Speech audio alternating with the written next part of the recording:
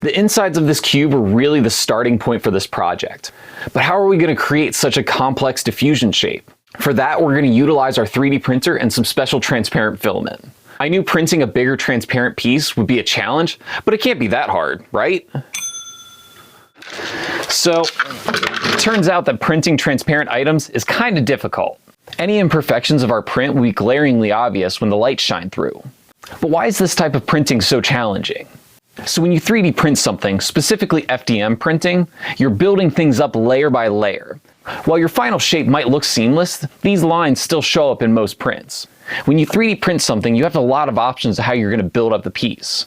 Things like how many walls your structure has and what kind of infill you use are all going to change how our final design looks when diffusing our lights. So here we have some examples of the variations we can achieve. On one end, we've got a single wall with no infill. This lets the light through all right, but structurally it's really weak. So I landed on 2 layers of wall with no infill. This is where I made my second major mistake.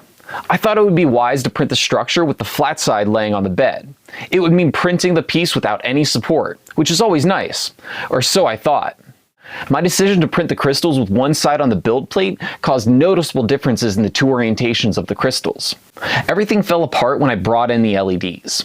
I knew instantly that this wasn't going to work. Even though the diffused surface looks alright on the top, the underlying lines still showed right through. Time to accept defeat and take a couple steps back. So this time we're going to orient this print in ways that it's going to live in the structure. When we print this way, it should give us a more even diffusion throughout the whole structure. Luckily, it only took 3 iterations to get everything locked in.